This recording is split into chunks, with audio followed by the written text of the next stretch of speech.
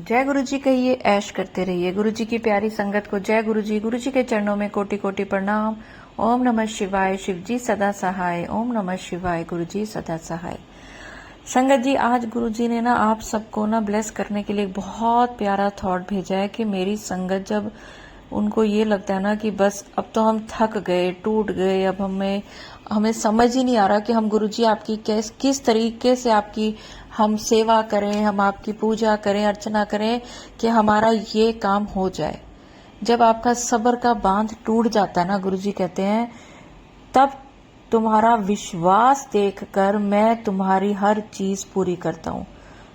मैं तब तक तुम्हारी चीज पूरी नहीं करता जब तक मुझे लगता है ये तुम्हारे लिए ठीक नहीं है।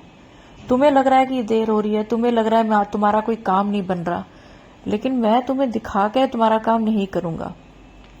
जो समय तुम्हारे लिए, तुम्हारे बच्चों के लिए, परिवार के लिए सही होगा, उसी समय तुम्हें वो काम नजर आएगा। अगर तुम्हारा बच्चा आधी रात को कह देता है कि मुझे आइसक्रीम खानी है, मुझे ठंडा पीना है, तो तुम इंतजार करते हो ना कि दिन चढ़े तब इसको दें। बच्चा रोए, चीखे, कुछ करे, उसकी बीमार होने के लिए तुम उसको नहीं दे देते। तुम्हें पता होता है कि मेरे बच्चे के लिए कब क्या ठीक है। उसी तरह से मुझे पता है मैंने अपनी संगत को कब देना है, क्या देना है, कितना देना है। तो चलिए संगत जी, इसी बात पे आज मैं आपको एक बहुत ही प्यारा एक आंटी जी का शुक्राना सत्संग सुनाने जा रही हूँ। और आंटी जी ने बहुत सुंदर भाव से आज सत्संग भेजा है मुझे। तो संगत जी, जब मैं ये सत्संग अपलोड कर रही थी तो गुरु जी ने मुझे आज्ञा दी कि लोकां नूं दस दे कि सबर दा फल मीठा होएगा, ते जिस कम विच देर होंदी पई है ना, ओदे विच भलाई भी है ते ओ पक्का कम होंदा पिया। तो संगत जी, आपका जो भी दिल में ये सत्संग सुनते वक्त आपके दिल में आपका जो भी काम याद आ रहा है, चाहे किसी की नौकरी है, चाहे घर है, चाहे गाड़ी है, चाहे शादी है बच्चों की, तो ये ध्यान रखिए कि ये जून का महीना निकलने दीजिए। जुलाई में सब कुछ होगा, बहुत होगा। जून में आपको खुशखबरियां तो जरूर मिलेंगी, ये तो आप मान के चलिए। जून के महीने में आपको बहुत खुशखबरियां मिलनी है, लेकिन आपके रुके हुए काम जो है ना, वो कुछ काम, बड़े काम जुलाई में हो जाएंगे। तो चलिए आंटी जी का सत्संग सुनते हैं। जय गुरु जी, शुक्राना गुरु जी। आज मेरे यहाँ छोटा सा सत्संग किया मैंने। मतलब मैं ये सब नहीं बताऊंगी मेरी जर्नी कब स्टार्ट हुई, कैसी हुआ। बस गुरुजी से मैं कुछ देर पहले ही मिली हूँ, और मिली मीन्स पहले मिली हूँ। गुरुजी तो मेरे को कब से जानते होंगे, लेकिन मेरा जो उनके साथ कनेक्शन हुआ है दैट वाज इन 23 मई, जब उन्होंने मुझसे कुछ कहा। और उसके बाद उससे पहले भी मैं देखती थी उनके मैसेजेस फेसबुक के ऊपर, लेकिन कनेक्ट नहीं हुई थी। कनेक्शन जो मेरा एक्चुअल हुआ है दैट वाज इन मई 23। और लंबा नहीं करूंगी इसको मैं। मेरे को बहुत दिन से गुरुजी कह रहे थे कि तू छोटा सत्संग कर, अपने घर में सत्संग कर। सत्संग करेगी तो तेरी और मुराद पूरी होगी, तो फिर बहुत बड़ा सत्संग करेगी जिसमें बहुत संगत आएगी। तो लेकिन मेरे को मौका इसलिए नहीं मिल रहा था सत्संग करने का, बहुत मुश्किल हो रहा था, क्योंकि मेरे घर में मेरी सिस्टर और उसके हस्बैंड भी रहते हैं, और वो लोग इन चीजों को नहीं मानते। भगवान को मानते हैं, वो अपनी तरह की पूजा करते हैं, लेकिन वो गुरुजी को नहीं मानते। सॉरी गुरुजी, आप मुझे माफ करना, लेकिन सच यही है। तो मैं चाहती थी कि कैसे होगा, उसके रहते कैसे होगा। तो वो अब कुछ दिन के लिए गई, गुरुजी ने मुझे मौका दिया, वो बाहर गई है।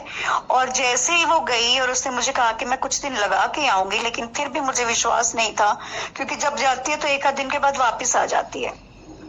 तो मेरी नेबर आंटी है एक, उनसे मैंने कहा कि आंटी मैं फलाने दिन मेरी बहन गई है और सत्संग करना है, छोटा सा सत्संग, हम और लोगों को नहीं बुलाएंगे, बस मैं, आपके अंकल और आप, ताकि अगर हमें लास्ट मोमेंट पे मुझे पता चलता है कि मेरी सिस्टर वापस आ रही है, तो मुझे कहीं कैंसिल ना करना पड़े, तो लोगों को बताना मुश्किल हो जाएगा कि हम सत्संग क्यों नहीं कर रहे।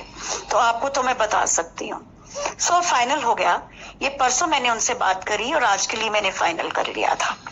तो हमने सोचा कि हम दिन के टाइम करेंगे, सवेरे 11-12 के आसपास हम शुरू करेंगे और 1 घंटे का सत्संग करके और उसके बाद लंगर प्रसाद करके तो बस फिर हम उस सत्संग को विराम देंगे। सो आज हुआ। अब इन दिनों में इलेक्शन की वजह से मंडी वंडी सब बंद थी, तो कोई सब्जी नहीं मिल रही थी, कुछ नहीं मिल रहा था। तो मैंने सोचा कि चलो एक आध तो मैं कड़ी पकौड़े वाली बना लूंगी। अब सब्जी क्या बनाऊं? सब्जी फाइनली मुझे एक सब्जी मिल गई, ग्रीन वेजिटेबल विद आलूज बनाने के लिए। अब चटनी कैसे बनाए? ना पुदीना है मेरे पास में, ना धनिया है मेरे पास में, ना कोई खट्टा करने के लिए कोई और चीज है। मैंने सोचा कैरी का बनाऊं, आम की कैरी का। तो 2-3 लोगों को बोला कि मुझे कैरी चाहिए, मुझे कैरी चाहिए, ला दो बाजार से। मैं बाजार से बहुत दूर रहती हूँ, कम से कम 13 किलोमीटर, और आने जाने का कोई खास अच्छा ट्रांसपोर्ट भी नहीं है। तो मेरा कॉन्ट्रैक्टर जो मेरा घर बना रहा है, उनको मैंने बोला कि मुझे कैरी चाहिए, एक आध और को भी बोला था। तो ये शाम को कल मैंने फोन करके पूछा तो बोले कि हाँ मैंने आपके लिए ले लिए, मैं सुबह ले आऊंगा। अब 9:30 के करीब वो एक चक्कर लगाने के लिए आए, उस टाइम नहीं लाए थे। मैंने ऐसे ही अचानक पूछ लिया कि आपने कहीं पुदीना तो नहीं लगाया? मुझे बिल्कुल नहीं पता था कि उनके घर में कोई किचन गार्डन की जगह है या नहीं है। एंड ही सेड कि हाँ मेरे यहाँ है। मैंने कहा तो मुझे पुदीना भी चाहिए।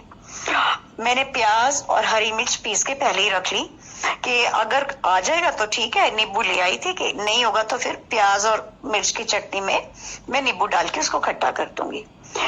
गुरु जी ने ऐसा चमत्कार किया कि एक तो मुझे पता चल गया कि पुदीना है और आम की कैरी ले रखी थी। और मैंने कहा देखो 12 बजे शुरू होना है। इस साइड के भी मैं तो 1.5 घंटे के बाद अब वापस आऊंगा, मीन्स के 12:30 से पहले नहीं आई। मैंने कहा देखो गुरु जी का सत्संग है, 12 बजे मैंने शुरू करना है और मुझे 11:30 बजे चटनी बनानी है, तो मेरे को आम और पुदीना 11:30 बजे चाहिए ही चाहिए। इतने में वो थोड़ा सा मतलब 11:15 से पहले आ गए और बाकी काम मैंने किया होता, फटाफट मैंने लगा लिया। ये भी तो कितनी बड़ी बात है कि चटनी बनाना सत्संग में कहते हैं कि जरूरी है, और चटनी का मेरे पास कोई जरिया नहीं था, कुछ नहीं था और चटनी बन गई। सो मेरे लिए तो it's not short of any miracle. So Guru ji शुक्राना, गुरु जी लख लख शुक्राना। और सच्ची बताऊं मुझे विश्वास ही नहीं हो रहा कि मेरे यहाँ सत्संग हुआ है और मैं कर पाई और कोई विघ्न नहीं पड़ा। जो विघ्न पड़ रहा था, पुदीना नहीं है, ये नहीं है, वो नहीं है, वो भी एन वक्त पे सब कुछ हो गया और छोटा सा मेरा ये सत्संग हो गया। चाहे हम 2 ही लोग थे सत्संग करने के लिए, मेरी आंख से ऐसे कभी नहीं रोती और मेरे आंसू निकलने लग गए अपने आप। और उसके बाद जब फिर चुप हो गई मैं, और जब शुक्राना सत्संग, शुक्राना का टाइम आया, शुक्राना वाला वो भजन लगा, तो भी मेरे आंसू निकलने लग गए और सब अच्छे से हो गया। शुक्राना गुरु जी। बस अब मेरे घर में आपने कदम डाला है ना, जो छोड़ के जाना मत कभी भी। मेरे घर में रहो। आप हमेशा कहते हो ना मेरे लिए कमरा बना, मेरे लिए कमरा बना।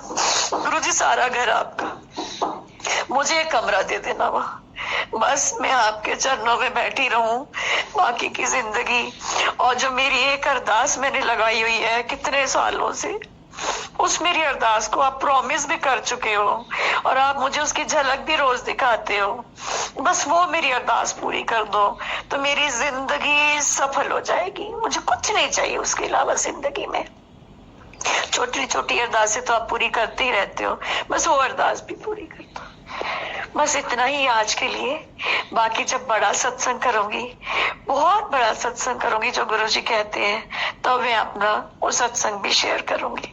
शुक्राना गुरु जी, शुक्राना संगत जी जो आप मेरा ये सुन रहे हो, और शुक्राना दीपा आंटी जो आप इसको आप अपलोड करोगे। बहुत बहुत शुक्राना। Thank you very much, thank you so much Guru ji. Love you Guru ji, love you, thank you.